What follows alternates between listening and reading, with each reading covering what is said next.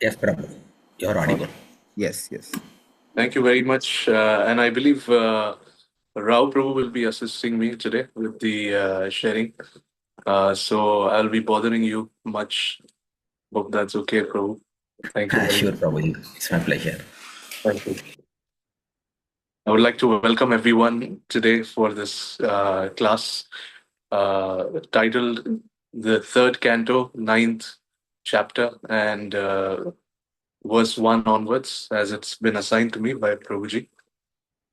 And I would like to welcome all of you all. I know that this has been something that goes on. Prabhuji has been telling me this goes on every week. And I really admire the commitment of all of you all who are willing to come in every Saturday morning and dedicate a few hours trying to discuss the topics of Srimad Bhagavatam. So we'll begin today's class by just remembering our spiritual master with the opening prayers. I would like to offer my humble obeisances to all of you all present before this. And whatever Prabhuji has spoken right now, uh, that is, those are very kind words by Prabhuji. Although I would say, if I may, uh, I'm very inexperienced at this. In fact, all the things that I even know, that I claim to know, it's all because of senior Vaishnavas, even in our movement, like His Grace Radhapat Pankaj Prabhu. Uh, but the best part is when you sit down and discuss Srimad Bhagavatam and you recount the words of Srila Prabhupada, it's already perfect. So sometimes we mistake the people who are repeating those things as also being perfect, but the knowledge itself is perfect. So, having said that, we'll start with the class today.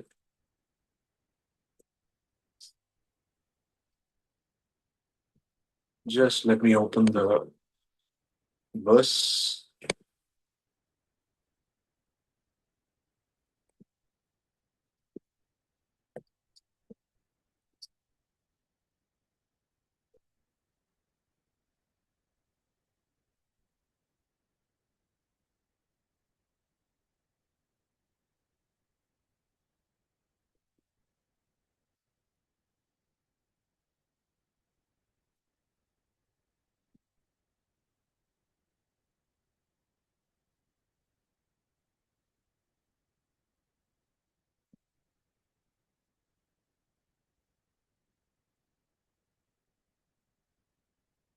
Om Timirandasya Gyananjana Shalakaya Chakshurun Yena Tasmai Shri Gurave Namaha Narayanam Namaskrityam Daram Chaivam Narotamam Devim Saraswatim Vyasam Tato Jayamudire Nashtaprayeshu Bhadreshu Nityam Bhagavata Sevaya Bhagavati Uttama Shloke Bhaktir Bhavati Naishtiki Krishnaya Vasudevaya Devaki Nandanaya Cha Nandagopakumaraya Govindaya Namo Namaha Nama Om Vishnupadaya Krishna Prishtaya Bhutale Srimate Bhakti Vedanta Swamin Niti Namane Namaste Saraswati Devi Gauravani Kucharine Nirvishesha Shunyavadi Pastyatya Desha Tarine Jai Shri Krishna Chaitanya Prabhu Nityananda Shri Advaita Gadadhara Srivasadi Gaura Bhakta Vrinda Hare Krishna Krishna Krishna Hare Hare Hare Rama Rama Rama Hare Hare.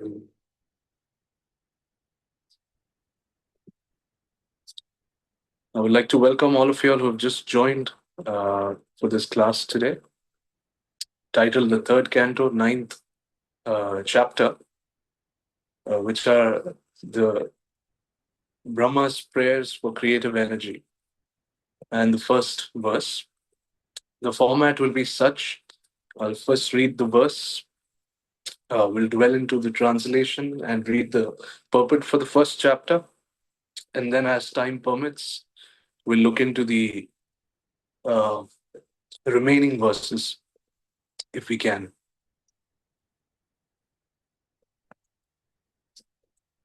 Brahmovacha Jnatosi medya suchirannanudehabhajam Nagyate bhagavato gatiridhyavadyam Nanyatvadasti bhagavan apitansu nasuddham Maya guna vyatikarat yadurur vibhashi. I shall recite it again. Brahmovacha Jnatosi medya suchirannanudehabhajam न ज्ञायते भगवतो गतिरित्यवत्याम् ज्ञान्यत्वदस्ति भगवन्नपि तन्न शुद्धम् माया गुणा व्यतिकराद्य दुरुर्विभाषी. Would anyone like to volunteer just to try and read this verse once? Sure, Prabhuji. Yeah, I just need one person to read this verse. ज्ञातोऽसि मेत्य सुचिरन्नान् देहभाजं न ज्ञायते भगवतो गतिरित्यवध्यं नान्यत्वदस्ति भगवान्नपि तन्न शुद्धं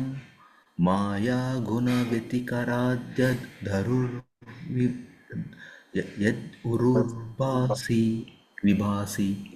Thank you so much, Prabhuji. All right. So I shall read the translation. Translation and purport by His Divine Grace, A.C. Bhaktivedanta Swami Srila Prabhupada. One small request, Prabhuji. Yes, Prabhuji. Actually, we'll read translation and part one by one. General, if That's not a problem. That's not at all a problem. Anyone would like to volunteer? Yes, Prabhu. Lord Brahma said, O my Lord, today after many, many years of penance, I have come to know about you. Oh, how unfortunate the embodied living entities are that they are unable to know your personality. My Lord, you are the only knowable object because there is nothing supreme beyond you. If there is anything supposedly superior to you, it is not the absolute. You exist as the supreme by exhibiting the creative energy of matter. Thank you very much, Prabhuji. Can somebody read the purport? Hare Krishna. Hare Krishna, Amit Prabhu. Let us Sushil bow. Prabhu. Sushil Prabhu, you can continue reading the purport. Okay. The highest peak of the ignorance of the living entities who are conditioned by material bodies is that they are unaware of the supreme cause of the cosmic manifestation.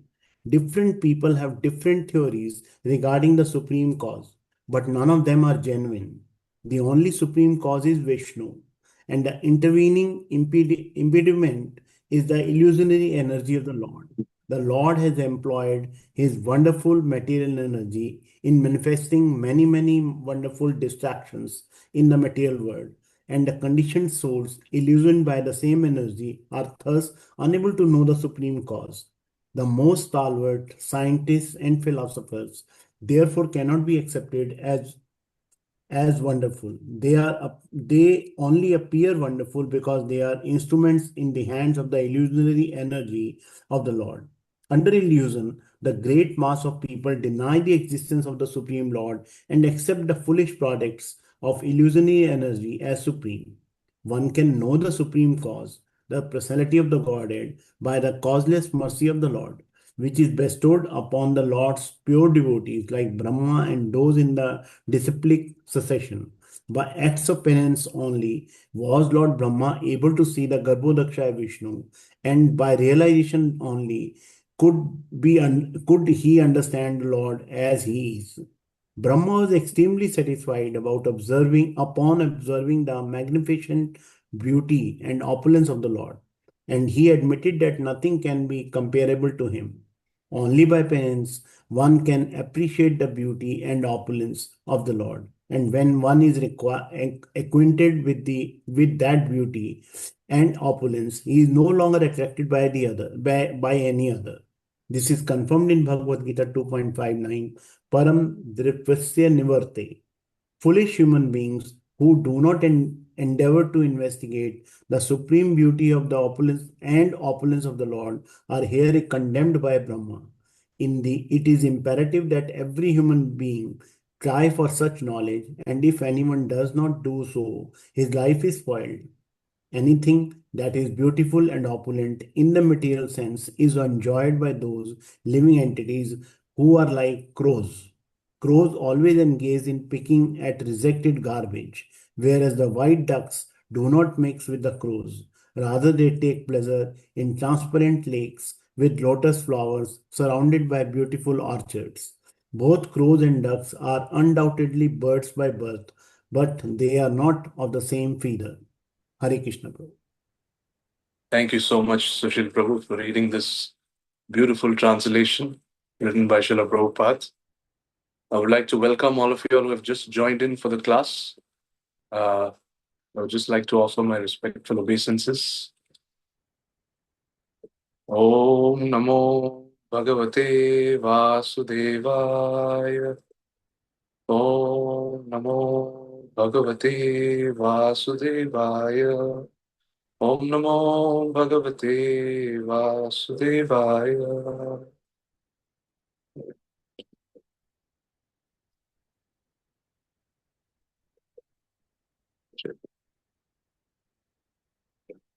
So I have a request to all of you all who are present today.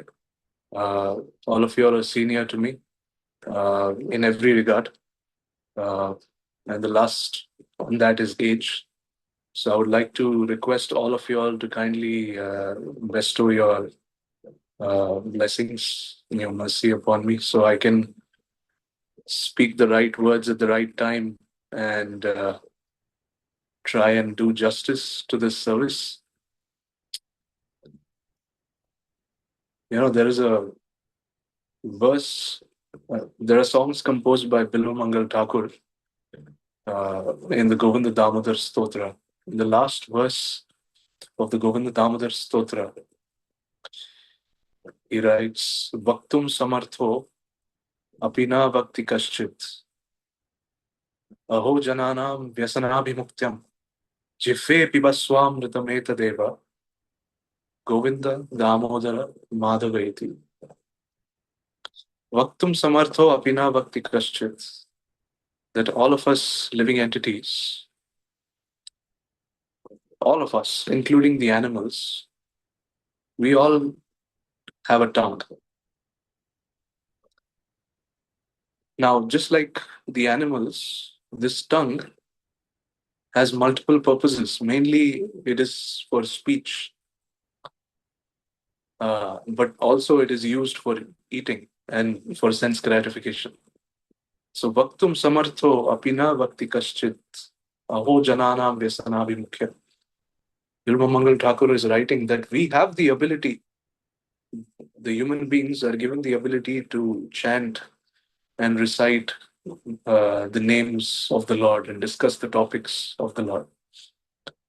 But we don't do that. And we allow our tongue to just behave the same way as an animal. Jivve bibaswamritameta deva govinda damodara madhava iti. What is the use of having a tongue and having speech if you can't use it for chanting the names of Govinda Damodar Madhava? So my request to all of y'all is that today, as we're sitting down and focusing on the topics of Srimad Bhagavatam, you will be doing yourself an immense favor by focusing on the words of Srila Prabhupada. Because as it is mentioned in the Bhakti Rasamrit Sindhu, there are 5 very important activities in devotional service, referred to as Pancha Anga Bhakti. One is chanting of the holy name. The second is discussing Srimad Bhagavatam. The third is association of devotees. The fourth is staying in the Dham. And the fifth is deity worship. So, out of all this, discussing the topics of Srimad Bhagavatam is very essential. So, over the previous weeks, I'm sure all these topics were covered. The previous week, you all must have discussed chapter 8 in great detail. And as I was reading through some of the verses yesterday, uh, it was quite striking. We need to, all of us, we have an understanding that knowledge flows through the disciplic succession, but that disciplic succession must have started at some point of time, because all of us are so obsessed with history and how we can date back something in the most practicable manner as possible. But Srila Prabhupada, he has broken all those notions, not just in Bhagavad Gita, but also in Bhagavatam, where he likes to uh, immediately jump the gun and tell you that this knowledge actually has never had a point of time of origin. This knowledge has been ever existing. So, all of us, we think that the origin of the Puranas, the origin of Srimad Bhagavatam, was when Vyasadev finally spoke it, or it was revealed to him by Narada Muni. But if you all have given careful consideration to the 8th chapter of this canto, you will realize that actually that is not true. This knowledge has been existing from time immemorial. We also know about this. We get a slight hint of this in Bhagavad Gita as well. Can somebody point me in that direction?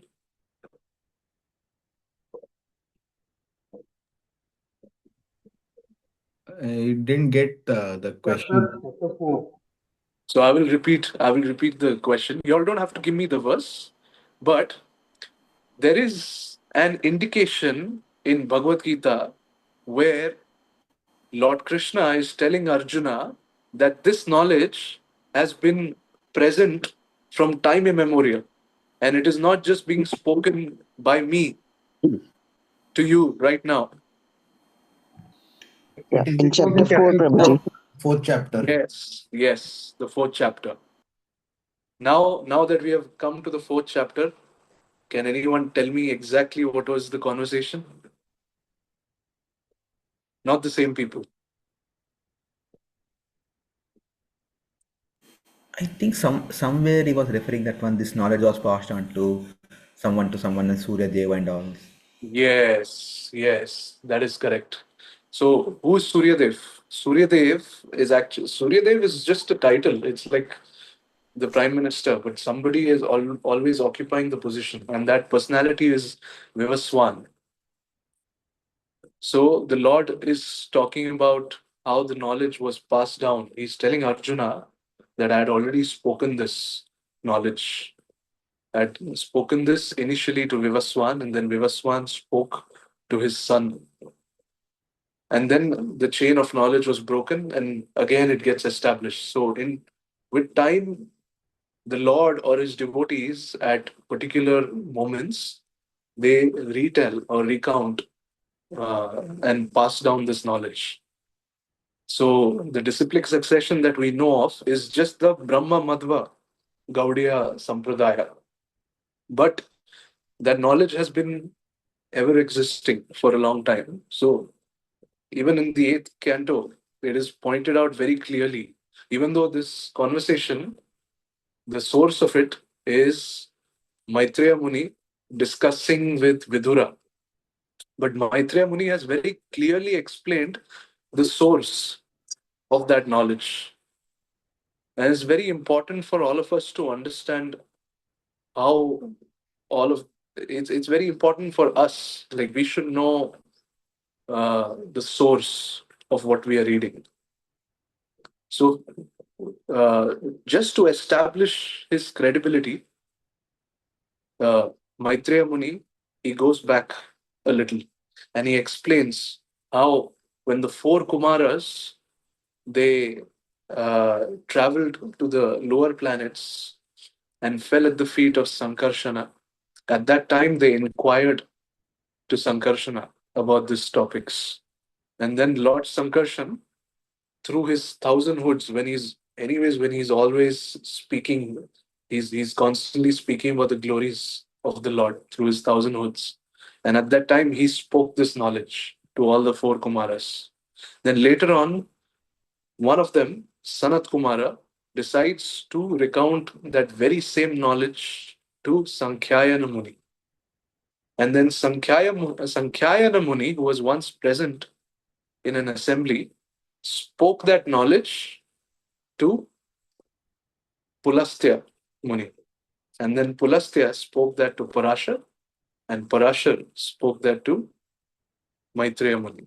So this is the source of that knowledge and how it is coming to us. It's very important to understand from where we are getting that source. Having said that, Prabhu, can you repeat this chain once again? yes, in fact, if you all want, I can point you all to the verse as well. So if some of you all have your devices and you'll open the third canto and the eighth chapter, and if you'll read starting from the sixth verse, it is very clearly stated how this knowledge is flowing. So in the sixth verse, it talks about the four Kumaras going and receiving the knowledge from Lord Sankarshan. And then in the eighth verse, it talks about Sankhyayana. And the ninth, it talks about Parashar. And then later on, it continues with the theme. So now that we are talking about the creation, and we are talking about Lord Brahma reciting these prayers, the situation is this. When we think about this form of the Lord, which is Garbhodakshayi Vishnu, it is a Purusha avatar. When the Supreme Lord begins as a desire to manifest, the first plenary portion or the first incarnation coming out of the Supreme Lord is always Balaram. And Balaram is the source of all incarnations. From that Balaram, there are four personalities who appear. What are the names of those four personalities?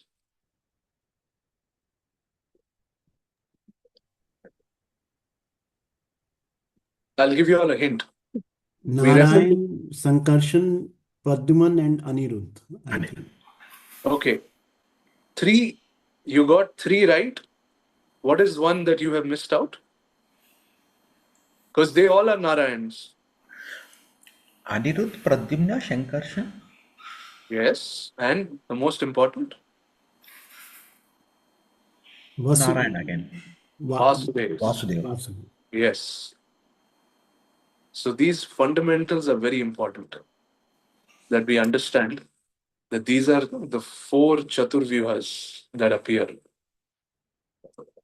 Vasudev, and from Vasudev, Sankarshana, then the third Aniruddha, and the fourth Pradyumna. But out of these four, again, one personality is very important.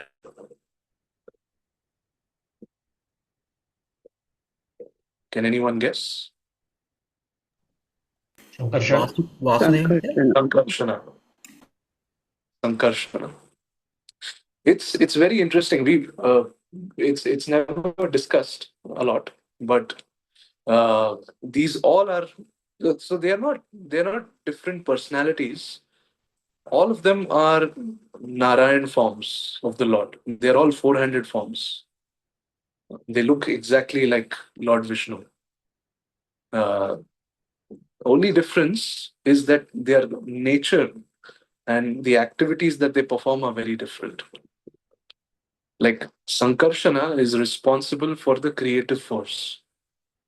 But whenever the Lord wants to perform any activities which involves fighting a battle or which involves uh, anger, all that comes from this one form called Vasudev. How do we know this?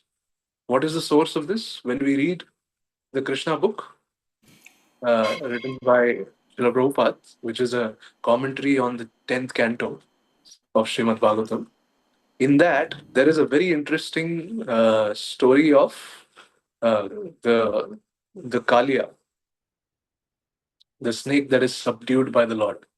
So at that time, once all his cowherd boy friends, when all of them have fainted because of the poisonous effect of Yamuna, at that time, when the Lord decides to subdue Kalia, he climbs the tree near Kesighat and he assumes the form known as Vasudev, and then he fights.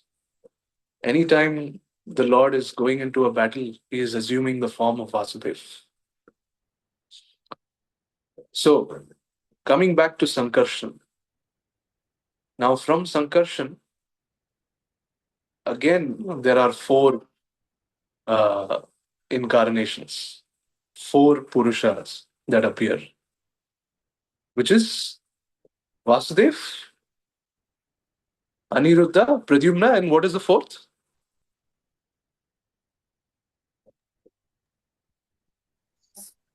Sankarshan, Vasudeva, Anirudh, Pradyuman. These are the four. Yes, but there is an exception here. This Sankarshana that appears, his name is Mahasankarshana. And he is referred to as in the eighth chapter over here as Ananta. So that Lord who they are talking about, who has given that knowledge to the four Kumaras, or who is situated in the lower planet, who is holding the entire creation on his hoods, that personality is Ananta, Ananta Shesh. And he is Mahasankarshana. So this Mahasankarshana is a very interesting personality because he is responsible for the creation. And we are focusing on this person today, this personality. Because from Mahasankarshan, three very important uh, incarnations or Purusha avatars appear. What are those three Purusha avatars? One is Karanodakshaya. Garbo, Karanodakshaya Vishnu, Yes. Garbhodakashaya Vishnu, And and Yadadakshay Vishnu. Kshirodakshaya Vishnu. Kshirodakshaya Vishnu. So these are the three Vishnus that appear from this Mahasankarshan. And all three are responsible for their creative forces. So as we're reading through the 8th chapter and we get on to the 9th chapter, we understand that where are all these different personalities coming from? Because Karanodakshaya Vishnu, as soon as Mahasankarshan, he incarnates as Karanodakshaya Vishnu. The moment Karanodakshaya Vishnu appears, the space where he appears transforms into the material creation. And he's laying in a causal ocean. And it is said that within that causal ocean, which is nothing but the creative ocean, within that, uh, as he's breathing out, there are millions and millions of universes appearing from the various pores of his body.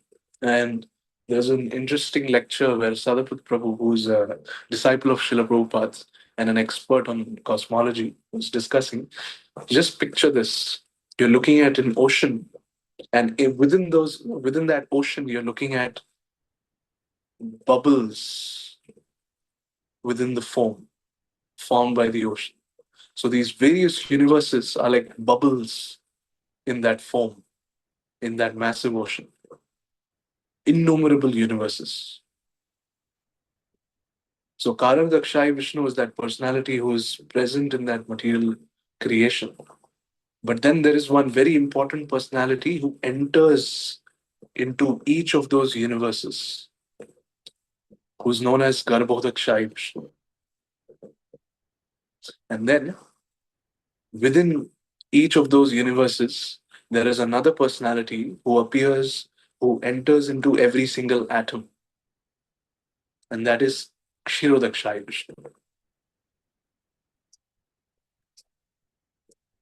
So as you read through the various verses, so Lord Brahma appears from which Vishnu? Garbhodakshayi Vishnu. Garbhodakshayi Vishnu. Garbhodakshayi Vishnu. Correct? Because it has to be that form which is actually present inside of the universe. So initially, when the universe is formed, it is hollow and dark without any activity. And as the Lord enters into Garbhodakshayi Vishnu, as Garbhodakshayi Vishnu enters into that uh, universe, just because of the darkness, he fills half of that ocean with half of the universe with his own sweat, and it becomes the Garbhodaka ocean. And the situation is this: as he enters in, he lays down on Anantasesh, and from his navel sprouts a lotus flower. One very interesting thing is that Srila Prabhupada talks about the fact that Virat Roop, which all of us keep hearing about, whether it is in the Mahabharata, whether it is in Srimad Bhagavatam, or whether it's in the Bhagavad Gita, or in all the Puranas, that famous Virata Roop is nothing but this lotus flower that is appearing from the navel of Garbhodakshayi Vishnu. Because this lotus flower, it appears all the way from the navel of the Lord, who is seated at the bottom over the ocean, and it goes all the way up to where Satyaloka is supposed to be present, or the uppermost region of this material creation. And the Virat Roop is nothing but a, a material visualization of all the planetary systems, which is nothing but the lotus flower. And so it is said that once that lotus flower is sprouted, that golden lotus flower is what illuminates the entire universe. Even before there is a sun, there is a moon, before all the planets. So creation is just starting to take place. And all the material, all the living entities, all the spirit souls, the three modes of material nature, they are all present within the body of Garbhodakshayi Vishnu. So when Brahma, the first entity, sprouts through the lotus flower, he finds himself in a place of complete darkness. This is actually not just metaphorical, but also very similar to all of us initially when we begin our journey, when we have absolutely no knowledge of the topics of Srimad Bhagavatam. So, because Lord Brahma is a living entity, what is the first thing that he does? He tries to inquire to two main things. The first thing, he uses his senses. He looks around and then he makes an assessment. He sees that there is no source of information. I'm not able to hear anything. I'm not able to see anything. And because I can't do both of these, hence I'm not able to understand what exactly is going on. So, with his senses, he is unable to make an assessment. This kind of tool or way of receiving knowledge is called as pratyaksha praman. When you look around in the world and you use your senses to gather information, or for example, uh, if I'm sitting here and I'm looking at the sun, so because I'm looking at the sun, because my eyes are looking at the sun, therefore it has to be daytime. So this is the assessment that I'm making based on the information that I'm receiving from outside. So this is Pratyaksha Praman 101. Then, when that failed, that did not work for Lord Brahma. Then he tried the second method, which is logical reasoning. He said that he thought, if I've appeared from this lotus flower, that means this lotus flower is the source. So let me go down and investigate and get to the root cause of this. And so he climbs all the way down. He goes through the channel of the stem all the way down. And when he reaches the root, he doesn't see any source. So then he goes back up. So all of us, when our senses fail, when we can't rely on our senses, the next thing we do is we switch to logical reasoning. We try to find some logic and then try to make something rational out of it. For example, if I'm sleeping at night and the lights are switched off, it's dark in the room, so I definitely cannot see anything. Outside, I can hear something that sounds like an engine that is being cranked, but I can't see anything because it's night. I've only heard the sound, but I can't look out and investigate. So the next thing for me to assume is that, okay, it sounds like an engine. It's probably the car that is starting, because I have historical data that whenever a car is started, you turn the key over the ignition, it makes a certain sound. So that is my logic that has now taken the front seat, and my senses have now taken the back seat. This is known as Anuman Praman. A very simple example of this is when I'm looking at the sun. If a child is looking at a sun, he might cover it with his hand and assume that my hand is bigger than the sun. This is known as sense perception, pratyaksha praman.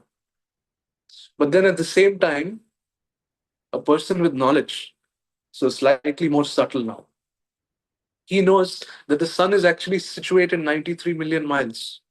So there is no way that my hand is bigger than the sun. Rather, the distance is so further apart that it appears small. Actually, it is massive. So this is the difference between Pratyaksha Praman and Anuman Praman. And these were the first two methods that Lord Brahma was employing right from the time he appears. And he saw that both these methods were not working for him. And then finally, what he decided was, let me meditate. He chose the third step. Anyone knows what is the third step called?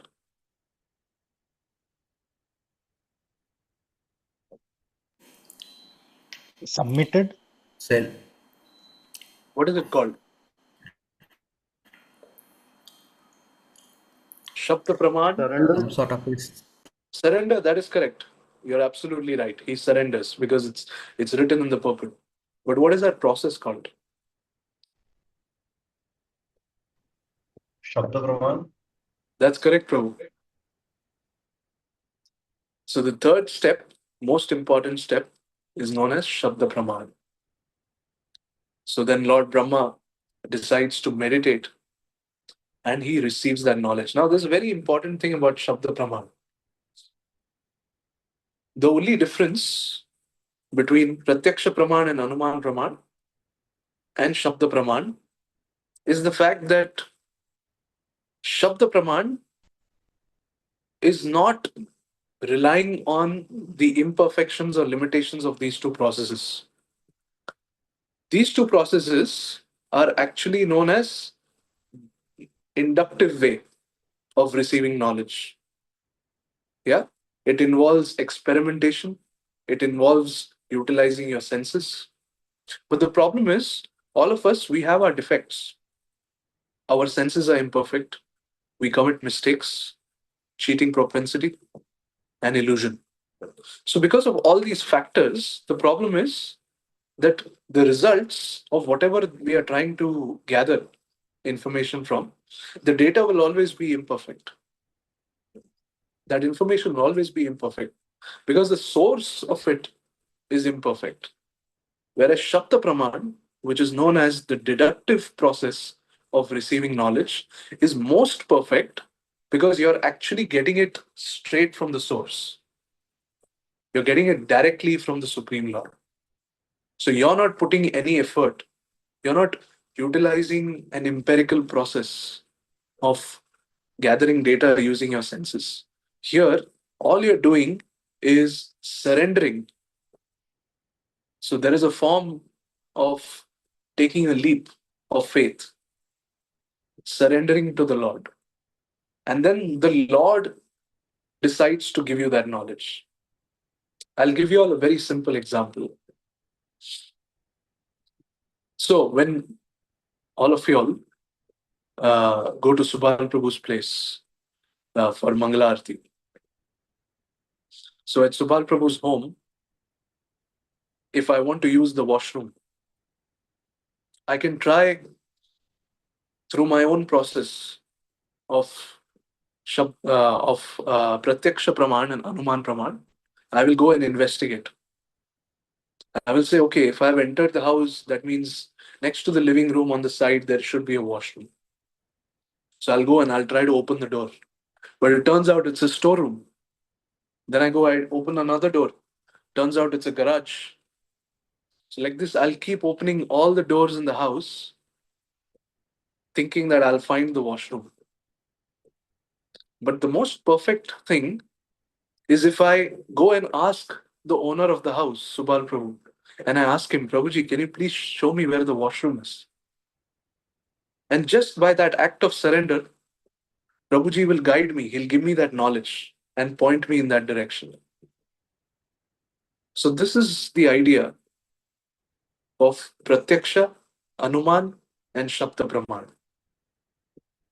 So finally, when Lord Brahma decides to apply his faith, and he spends a long time doing it, while Shabda Praman, the process may look easy, it's not actually very easy.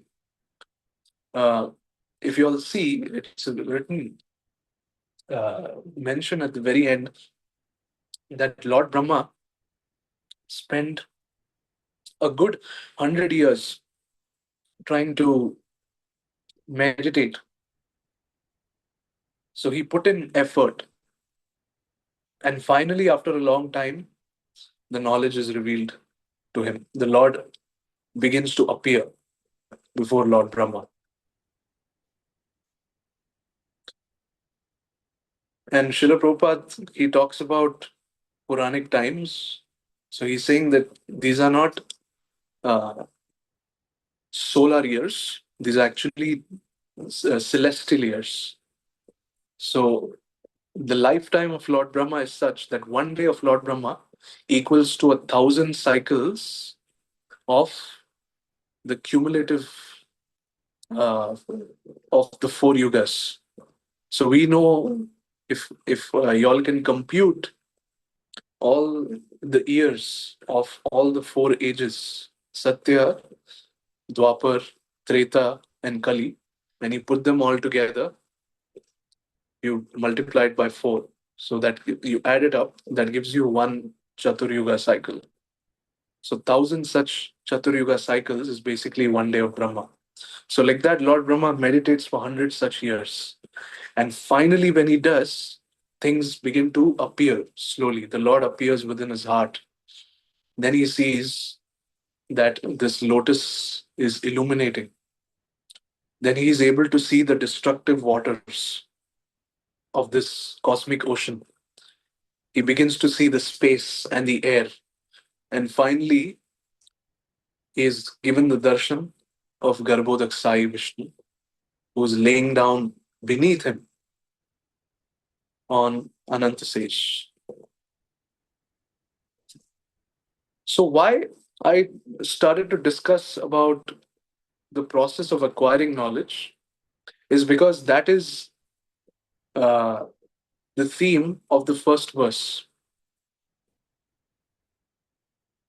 If you see, all of us, from the time of school, we've been taught very differently uh, about the creation process.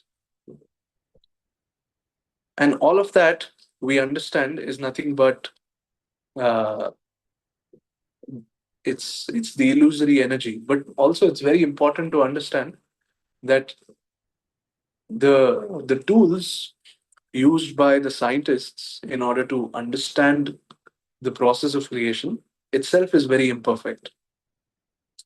Even though in many ways it can be used to explain certain mathematical theories and postulate certain methodologies, but still, uh, while it may be good in mathematics, it doesn't help us understand the ultimate truth. So all of us at one point, uh, after we have fulfilled our basic needs, after we have taken care of our security needs, after we have fulfilled our social needs, yeah, if you all have heard of the Maslow's theory of hierarchy, eventually, once you have fulfilled all of that, at the end, you reach the topmost level, which is known as self actualization. So, self actualization is nothing but athato brahma jigyasa. It is to understand who am I, where do I come from. These are all very pertinent questions that need answering. And you can't go back to your science textbooks and find those answers. Because at every play, at some point, it's going to stop. Because they're employing the very same techniques that Lord Brahma has employed but failed. You cannot understand the source, you cannot understand uh, where you're coming from or who are you unless that knowledge has been given to you by the Lord and the spiritual master. So the process is simple. Process is that one needs to surrender first. Shabda Praman requires me to approach the devotees of the Lord. Yeah, we know the process in Bhagavad Gita. We go, we go to a spiritual master and we inquire in a very humble way about the topics. And then the spiritual master, who is ultimately the representative of the Supreme Lord, will bestow that knowledge upon you. Then it is your role to engage, to gather more of such knowledge, and then apply that knowledge into your life. And eventually, your relationship with the Supreme Lord will be revealed to you over time. So, this whole process is called as yoga. And a branch of that, or the most direct way of application of that in this Shabda Praman process, is Bhakti Yoga, or devotional service. So, Lord Brahma,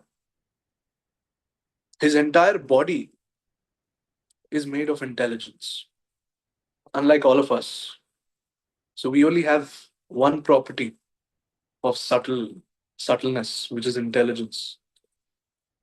The rest of it is mind, ego, and the gross senses. But Lord Brahma, his entire body is made of pure intelligence. And he is the representation of creative force or passion. So, such an entity, when he decides that the only way to understand or get my answers is by following the process of meditation or yoga or tapa, only then will all of this knowledge be revealed unto me. I think he's a very credible personality. We all can agree. So there is no debating about the fact that one can question him because he's put in the time as well. He's put in 100 celestial years. And now, through his experience, we understand finally he's received the knowledge. And after receiving that knowledge, then the next thing he does is the service to the Supreme Lord. He has now understood his relationship with the Supreme Lord. So the next step is serving the Lord because that is his devotional service. We all, at the end of the day, are servants. We are part and parcels of the Supreme Lord. We are all servants. And our role is to serve that Supreme Lord. So he's performing his service through the creation process. So, what does Lord Brahma say in this verse? So, he says, "Oh, my Lord, today, after many, many years of penance, I have come to know about you. How unfortunate the embodied living entities are that they are unable to know your personality. You are the only knowable object because there is nothing supreme beyond you. If there is anything supposedly superior to you, it is not absolute. You exist as a supreme by exhibiting the creative energy of matter." So, Lord Brahma is able to see Garbhodakshai Vishnu, and only through his realization could he understand the Lord as he is. And he is admitting that nothing can be comparable to him. But only through the process of penance can one appreciate the beauty and the opulence of the Lord. There is no other way. So, all of us can spend our whole life trying to acquire all kinds of knowledge. It's all going to be of no use because all of us are going to sit here for lifetimes after lifetimes trying to turn every single door looking for the washroom, while all along, all you could have done is approach Subal Prabhu and tell him, "Prabhuji, please give me directions." It is that simple. We all have to approach a spiritual master and humbly approach them and ask them to guide us. So let's move on to the next verse. Prabhuji, if you can share the second verse.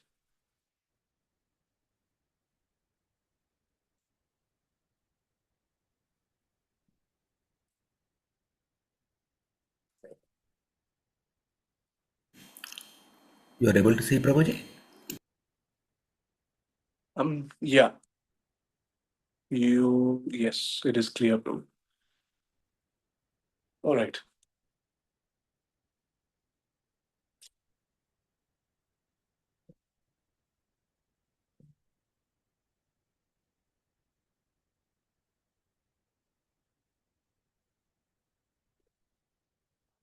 रूपं यदेतदवबोधरसोदयेन शाश्वन्निवृत्ततसं तमसा तत् अनुग्रहाय आदौ गृहीतमवतारशकैतबीजं यन्नाभिपद्मभवनात् अहम् आविरासम्.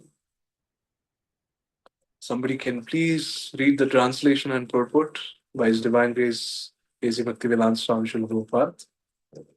Hare Krishna, Tarjuma. Yes. Translation and purport by Sri Prabhupada. Jai Sri Prabhupada. The form which I see is eternally freed from material contamination and has advented to show mercy to the devotees as a manifestation of internal potency. This incarnation is the origin of many other incarnations, and I am born from the lotus flower grown from your navel home. Purport.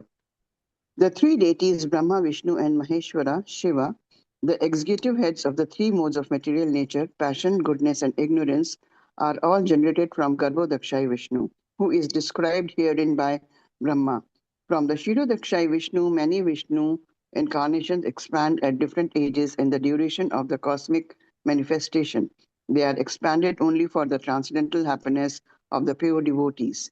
The incarnations of Vishnu who appear at different ages and times are never to be compared to the conditioned souls. The Vishnu Tattvas are not to be compared to deities like Brahma and Shiva, nor are they on the same level. Anyone who compares them is called a Pashandi or infidel. Tamasaha, mentioned herein, is the material nature, and the spiritual nature has a completely separate existence from Tamaha. Therefore, spiritual nature is called Avabodha rasa or Avarodha rasa. Avarodha means that which completely nullifies. In the transcendence, there is no chance of material contact by any means. Brahma is the first living being, and therefore he mentions his birth from the lotus flower generated from the abdomen of Garbhodakshai Vishnu. Hare Krishna. Thank you, Prabhu. Thank you so much, Mataji. So again, this purport by Srila Prabhupada, it states very clearly. A lot of us don't exactly do our homework. We don't go back and read our scriptures. So whenever we sit down for a discussion with our family members or with our relatives or with any of our friends coming from the same culture, the problem is that we are viewed as a culture where there are many gods. Yeah, polytheistic movement, so to say. But here, Srila Prabhupada has very clearly stated, and he's not been shy about the fact that there is only one Supreme Lord. There is one ultimate Supreme Lord. And there can be many smaller demigods who are functioning, who are performing various administrative roles in part of the creation, assisting the Supreme Lord. So similarly, he talks about these three deities, Brahma, Vishnu, and Lord Shiva. When we speak of Brahma, we understand that a jiva, after performing lots of penances, can attain or become Brahma. It is mentioned in the story in the fifth canto when they are talking about the 100 sons of Sagara. So there is a clear indication, not just in the fifth canto, but also in Ramayana and including in the Mahabharata, that if you are able to perform 100 Ashwamedha Yagyas, then you become qualified to rule as Indra. Similarly, after reaching a certain level of piety, you become qualified to obtain the position of Brahma. So that does not mean that you become some kind of god. That only means that you are still a living entity who's occupying a post of one of the top tier services within the material creations. So you have become so important and you become so pious in your process that now the Supreme Lord requires your assistance in the creation. So this is how we can understand the personality of Brahma. Sometimes it so happens that there is no living entity who can occupy that post, because it's a huge responsibility. I mean, you have to sit there for hundreds of cosmic years, and you're seeing in the meantime there is creation and destruction, creation and destruction. During the day of Brahma, the process of creation takes place. But during the night, there is partial dissolution. So the Garbhodaka ocean rises all the way up till the Dhruvaloka, which is the pivotal point of all the luminaries. Every luminary or planet is connected to the Dhruvaloka with lines of winds known as pravaha. It is mentioned in the fifth canto. So the water fills up all the way till Dhruvaloka. And Dhruvaloka is like the base of the Swargaloka planetary system. So you can think of everything right from where we are situated, which is the Bhumandala or the Earth, covering up all the way, all the planetary systems, the Sun, Moon, Jupiter, everything, all the way till the Dhruvaloka. That's what happens during the nights of Brahma. And then again, the next day when he wakes up, the process of creation takes place once again. So Brahma has a very important role in this whole creation process, cosmic manifestation. But the role of Lord Shiva is very interesting, because Lord Shiva, he is not a jiva. It is very wrong to think of Lord Shiva as a demigod, and even worse, to think of him as an ordinary living entity. Actually, Lord Shiva is the Supreme Lord. We can know this when we read the fifth canto, the eighth canto, as well as if we read Brahma Samhita. In that, it is very clearly stated, Shiram yatha dadi vikara vishesha yogat samjayate nahi tata samupasti hetu. Yah shambhutam api tatha samupaiti karyat govinda madhi purusham tamaham bhajami. So this is a very interesting experiment. There's physical processes and physical reactions and chemical reactions. I studied it in chemistry. Okay, so when you take water and you freeze water or you heat up water, at any point of time, it is interchangeable. Yeah. So if I freeze water, it turns into ice blocks, and that ice block, if I leave it out, it will again melt back and return to its natural state of water. Similarly, if I turn water into steam, it turns into vapor. But then if I condense it, it returns back to its original state of water. This is called physical reaction. But then there is something called chemical reaction, where you can't return the object to its original state. So Srila Prabhupada gives that example of a chemical reaction in Brahma Samhita, or rather Lord Brahma, where he's saying that if you take the milk and you add acid into the milk, then it turns into yogurt. And that yogurt cannot be converted back into milk. This is known as chemical reaction. So similarly, when that Supreme Lord, who is untouched by material energy, is uncontaminated by the material energy, when he comes in contact with the material energy, he becomes this personality known as, can anyone tell?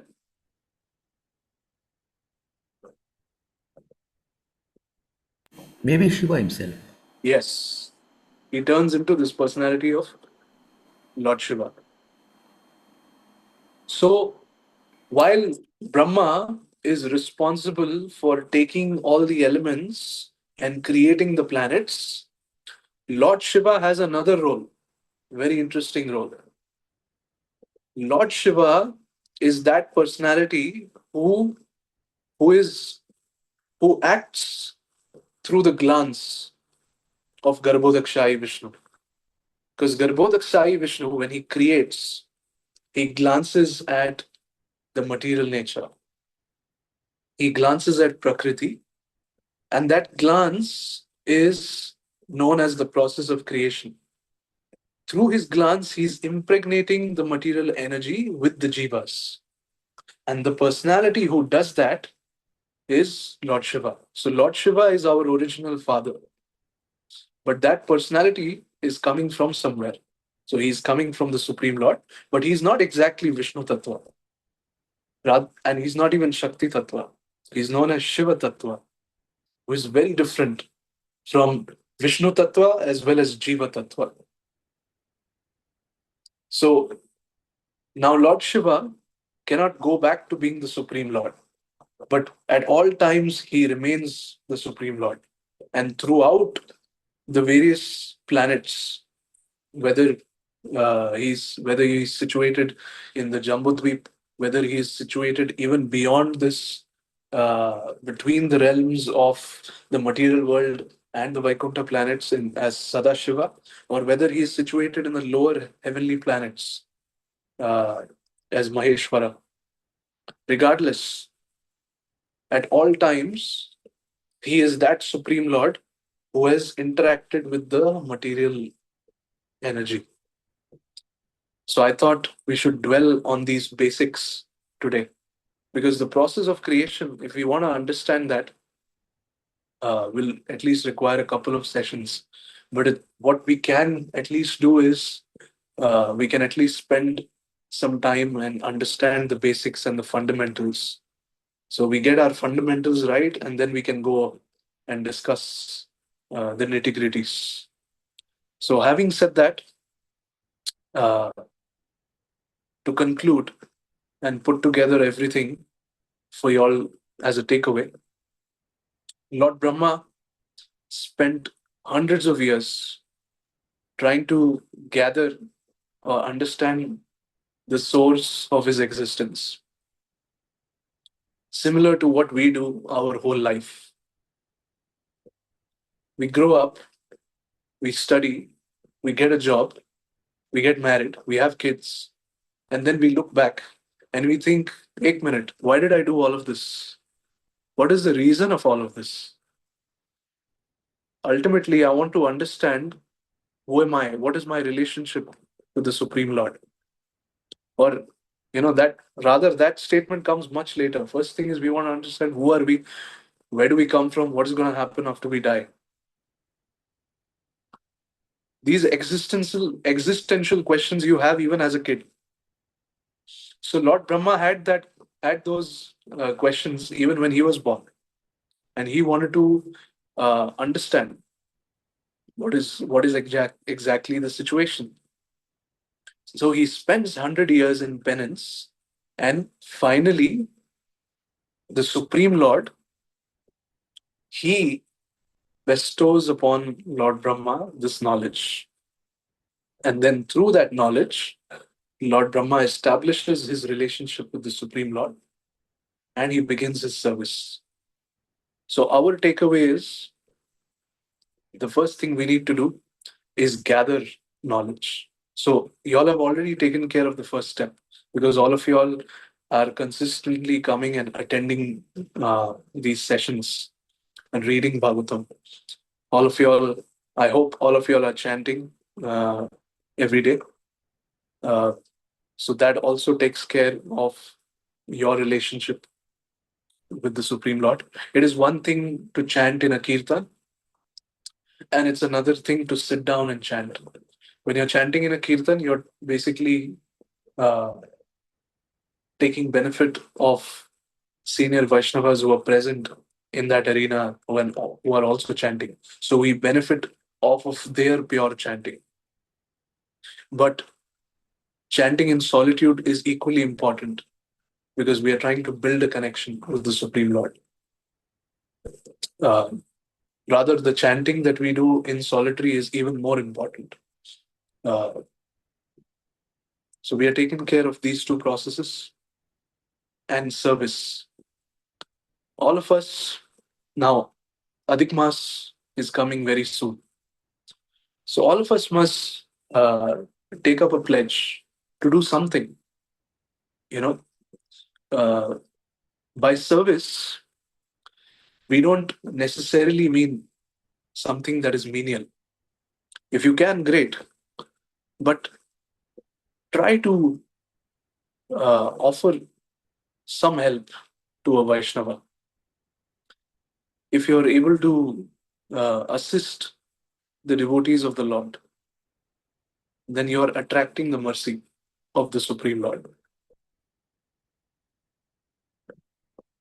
So this is my recommendation. And then deity worship, those who have it, or if you don't have an altar at home, kindly install one. You can install pictures. We get them, a whole picture of Radha Krishna, Panchatattva, and the disciplic succession. And you can start with that. You can offer prasadam. Try and follow Ekadasi. This is most important. Now, in this holy month of Ramadan, we are getting inspiration from our Muslim brothers to fast during the day. When we come into this movement, a lot of us, when we hear about fasting for the first time, our idea of fasting is sabudana and chai. But the real fasting is nirjala. Yeah, it doesn't involve. Actually, in Ekadasi, a lot of devotees, they like to eat prasadam from Govindas. They call for quinoa biryani. But actually, on Ekadasi, uh, we try and abstain from food. It is called as upavas. So I recommend all of you all, let us take inspiration from Lord Brahma and let us just move one step towards the Lord. If you all are chanting one round, let us try and chant 2 rounds. Or if you're chanting 4, try and chant 5 or 6. Just initiate one step towards the Lord. When you take one step towards the Lord will take 10 steps towards you.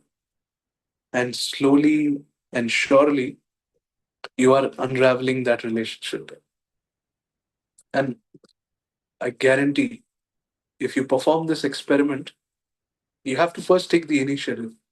So you have to first perform this experiment. If you fail at it, you can try again in the next life, and the next, and the next.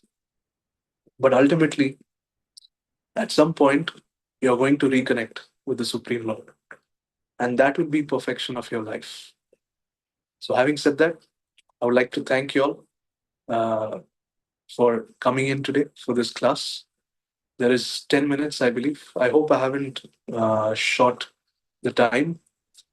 If we have a few minutes, we can spend on a couple questions. If any one of you all have any questions or any Prabhu, there are suggestions. a lot of questions which have come out of your lectures. Number one, I want to know, when we in the first chapter, the Guna avatars have been taken. The Lord has taken these 3 avatars of Brahma, Vishnu, and Mahesh. That is one thing. And when there is a Nam Aparad, you cannot equate Brahma and Shiv with Vishnu. I just wanted to understand the logic of this. Matlab, I think you have understood my question. Yes. So Prabhuji's question is that he's describing there are 3 Guna avatars. There is Brahma, Vishnu, and Mahesh. So he is also referring to the fact that there are 10 offenses. And within those 10 offenses, it is clearly stated in the second verse's purport as well. If you try to compare Lord Brahma or Lord Shiva at the same position as Vishnu, you are creating an offense. But then the contradiction is that they are Guna avatars. So what exactly is the situation here? It's a very good question, Prabhu. Have you also heard of Shakti Avesh avatars? Yes, Prabhu, who are given specific powers to do certain specific things. Yes. So when I say Shakti Avesh avatars, would you rank them the same as the Supreme Lord? No, they can't be. But why not? No, I may be wrong, Prabhu. No, you're not wrong. You're not wrong. We are having an open discussion. So, if, for example, we are talking about Vyasa, or we are talking about even Srila Prabhupada, if I may, uh, who are situated at the position of Guru, or for example, the four Kumaras, even they are considered as Shakti Avesh avatars of the Yes. Supreme Lord. Yeah. So, we all, when we are doing Mangala Arati, we are chanting the Guru Ashtaka. So in that, it is mentioned what is the last verse? Anyone remembers? No, Tasya Prabhu. prasada, tasya prasada. I'm sorry, not the last verse. The one before that, the seventh one.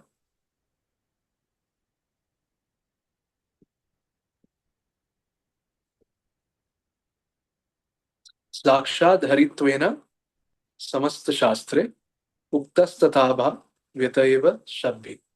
Yes, yes. Sakshad Haritvena. I want you to focus on this word Haritvena. So when we are uh, offering our respects to the Guru, he is worshipped at the same position as the Supreme Lord, but he is not the Supreme Lord. Sakshat Haritvena. So Hari is the Supreme Lord, but Haritvena means somebody who is worshipped at the same position of Hari, but not Hari. That is Guru. So when we are worshipping, when we are performing the Arti for Srila Prabhupada, it is very clear that we are offering our obeisances. We are giving him the best of the respects, the same that we would give to the Supreme Lord. But that does not mean that we are treating our spiritual master as the Supreme Lord, because that is not our process. And you will see that even though in one of the classes of Srila Prabhupada, one of those video archives, you will see that even though before the class, the disciple is offering incense and arati to Srila Prabhupada, when they are saying Jai Prabhupada, even Srila Prabhupada is singing Jai Prabhupada. But is he praising himself? He's not praising himself. He's praising his spiritual master, who is Bhaktisiddhanta Saraswati Thakur, and he's calling him as Prabhupada. So this is our process. We worship our Guru. So similarly, even though Lord Brahma and Lord Shiva, they are Guna avatars. When I'm referring to the word avatar, avatar doesn't necessarily mean a personality that is treated the same as the Supreme Lord. Just the same way as I would use the word Shakti Avesh avatar. So Lord Brahma and Lord Shiva, they have their own tattvas. Sometimes Lord Brahma is a jiva, but sometimes when there is nobody to occupy the post of Brahma, the Supreme Lord himself becomes Lord Brahma. We know this from certain accounts in the Padma Puran. Uh, and even for an instance, in one of the previous kalpas, where there was no one to take the position of Brahma, so the Supreme Lord himself becomes Brahma. So in those conditions, you can treat it as the same as Vishnu. But otherwise, generally, Lord Brahma is always considered as Jiva Tattva, and Lord Shiva is always considered as Shiva Tattva. And because they don't come under the same aegis of Vishnu Tattva, hence it is an offense. It is the same as if I treat my spiritual master as the Supreme Lord. Even that is an offense. I hope this answers your question. Yes, Prabhu, yes. Yeah? Yeah, yes. Please. Any more questions?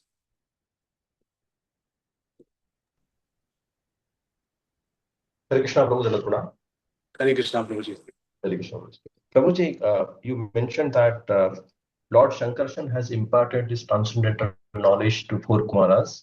Yes. I have understanding that Hamsa avatar of the Lord gave this knowledge to the four Kumaras. So how can I understand this? No. So what Prabhuji you are referring to is a very different account. So this is after the four Kumaras had already perfected their life.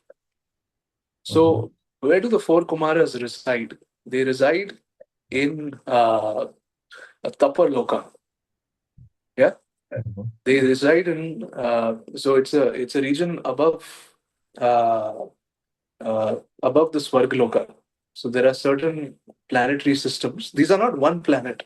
It's like a cluster of planets where all these different yogis reside. Yeah. So in that place, the four Kumaras were the sons of Brahma. The original thing is that they went straight away to the Vaikunta planets. This is after they have perfected their lives, and once they have, it's mentioned. Let me point you to the verse in the 8th chapter, the 6th, not the 6th, the 5th verse. So the 5th verse, the translation states that the sages came from the highest planet down to the lower region through the water of the Ganges. Therefore, the hair on their heads were already wet. And they touched the lotus feet of the Lord, which are worshipped with various paraphernalia by the daughters of the serpent king when they desire good husbands. So this is not the first time that they're receiving the knowledge. Yeah. But what great Vaishnavas do when they find an opportunity to receive knowledge, they don't say no. So when the four Kumaras went down and met Lord Sankarshana, they wanted the Lord to speak the best of that knowledge. The only reason I brought it up is to explain how Maitreya is able to speak so credibly about what he's speaking. So it just points back to where he got it from. You understand? Okay, understood. Yes. Yeah. But he originally had heard it from the four Kumaras were already realized souls. Yes. Thank you, Prabhu. I hope that answers your question for you. Yes, Prabhuji. Thank you. Yes. I think we can take some more questions if there are.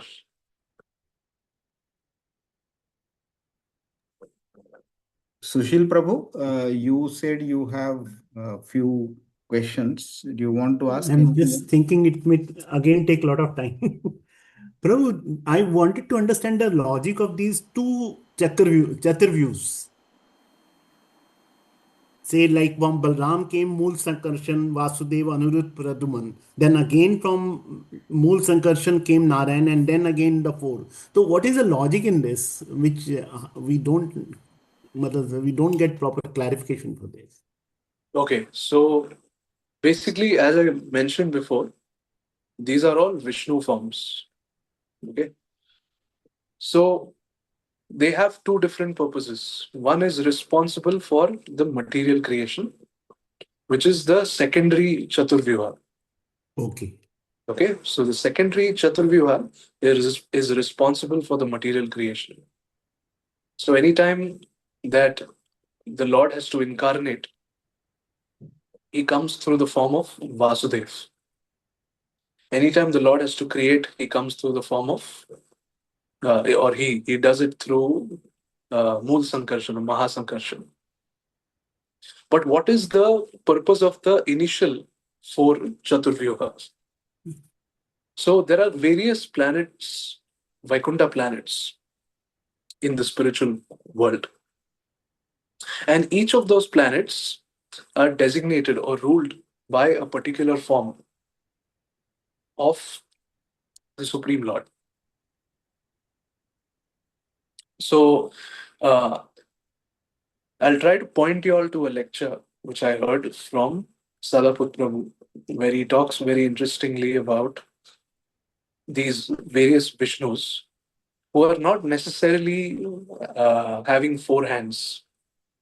Yeah, so some of them may have 6, some of them may have 12, some of them may have 100 of hands. Depending on the desire of the devotee, a certain form appears to all of them. So similarly, every single planet is predominated by these various personalities. So when the Lord expands for having pastimes with his devotees in these various Vaikuntha planets, then he appears as these different forms: Vasudev, Sankarshan, Pradyumna, Aniruddha. Also in Ramayana, there is a reference of the Lord when he appears. That is the time when all of these 4 Chaturvyuhas appear and incarnate as Ram. So Vasudev incarnates as Lord Ram. Sankarshana incarnates as Lakshmana. Pradyumna as Bharat, and Aniruddha as Shatrugna. Shatrugna. So this is the Vedic bibliography. If I can point you to the source, I hope I answered your So question. second Chaturvyuha is only for material creation, and The the first second Chaturvyuha is always for the material creation. Is always for the material creation.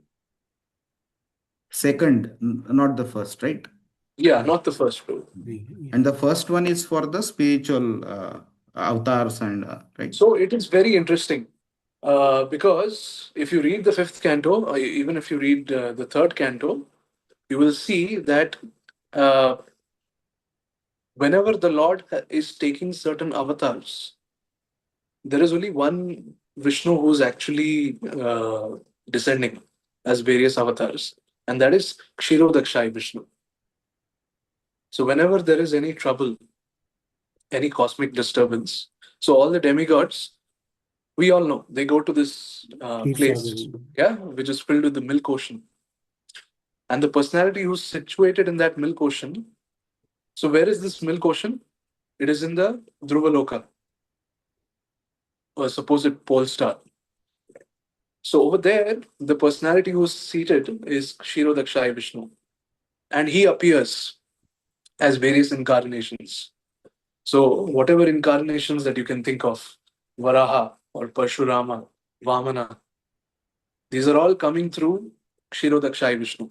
But on certain occasions, and this was quoted not just by Srila Prabhupada, but it was recounted by Shivram Maharaj, it was recounted by His Holiness Ranath Swami Maharaj, as well as various Vaishnavas, that at times there are certain personalities that come in directly from the source, directly from the spiritual world. For example, the Supreme Lord, for example, Lord Ram, and for example, Nrsingadev. So whenever such personalities appear, they are either coming directly from the Lord or they are coming from the primary Chaturvyuha. But then there are also certain incarnations that come in from Kshirodakshai Vishnu. So the incarnation coming from Kshirodaksha Vishnu must be then the material, you mean to say? No, they all have different purposes. Just like, how we have the Guna avatars, even the Guna avatars, they appear from Garbhodakshayi Vishnu, for example. So the Vishnu that we talk about, so Brahma, Vishnu, and Mahesh, the Vishnu that we are referring to over here is Kshirodakshayi Vishnu. So every Vishnu is constantly expanding. In Brahma Samhita, the verse is Advaitam Achyutam Anadim Ananta Rupam Adyam Purana Purusham Nava Yoganam Cha. Even though he's the oldest personality, he's ever youthful, but from every plenary portion of his incarnation, there are various other incarnations, millions of incarnations that are appearing. But each of them have their own particular purpose. So the secondary Chaturvyuha, the purpose of that is the creative process within the material creation. But the primary Chaturvyuha is for the various Vaikuntha planets. So just like there is Mathura, just like there is Ayodhya, even in the spiritual worlds. So over there are various Narayans who are taking different forms. So over there in Ayodhya, the original form of Lord Ram, it is actually appearing from this primary Chaturvyuha. Because Understood. we all know that the only personality who appears from Lord Krishna, the only person who appears from Lord Krishna is Balaram. Yes.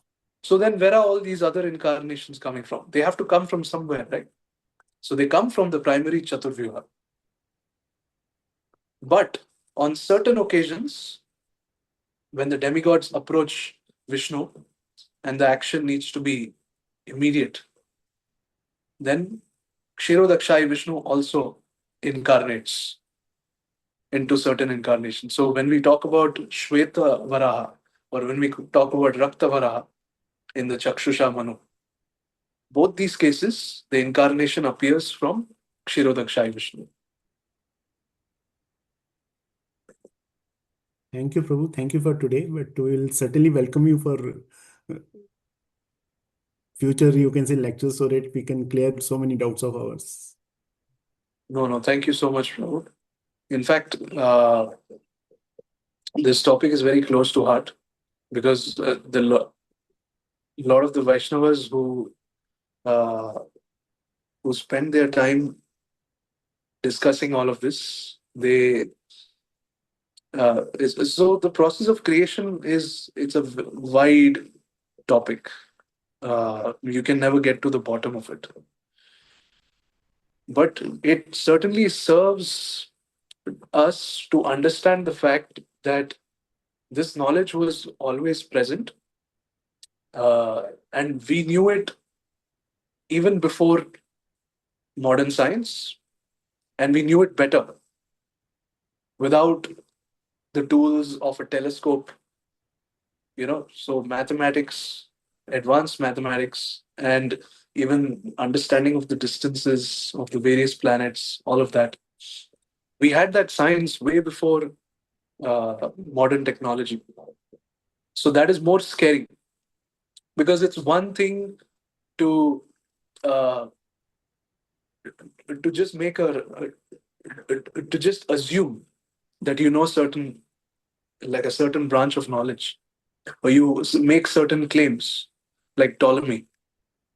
But uh, when you back it with scientific evidence, and when science backs the evidence that is given in the Vedic scriptures, that is more scary because how did we know this before then?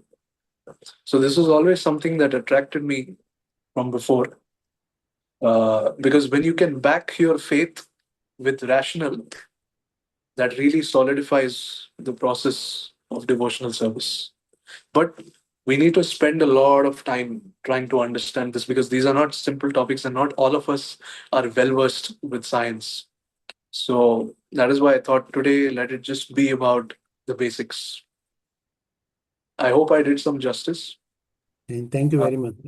Definitely, Prabhuji. Thank you so much, Prabhu. Sanjay Prabhu, Thanks. we would love to have you also giving lecture, especially on the creation topic one day. So Radhapat Pankaj Prabhu has been coming regularly. He has also explained very nicely on various topics. It will be also good to learn from you also. There may be some few aspects which you can provide more light upon, and we may have some questions. So you just tell us when you are available on a Saturday, and we will schedule your lecture accordingly. Definitely, Prabhuji. It's been my pleasure Jai. to be here and offer this service. Thank you. Thanks a lot. Thank you very much for taking time and sharing your knowledge and intellect with us. Hare Krishna. On behalf Thank you of so everybody, much. thank you. Jai Shri Thanking you Prabhupada. again. Let's chant Vaishnav Pranam Mantra and pay our obeisances to Prabhu. Vancha kalpatarubhyascha kripa sindhubhya evacha patitanam pavanebhyo vaishnavebhyo namo namaha. Ananta Koti Vaishnava ki Jai Shila Prabhupada ki Jai. Hare Krishna. Hare Krishna. Thank you so much. Thank you very much, Prabhu. Hare Krishna. Hare Krishna, Prabhu. Thank you very much, Prabhuji. Hare Krishna. Thank you so much, Prabhu.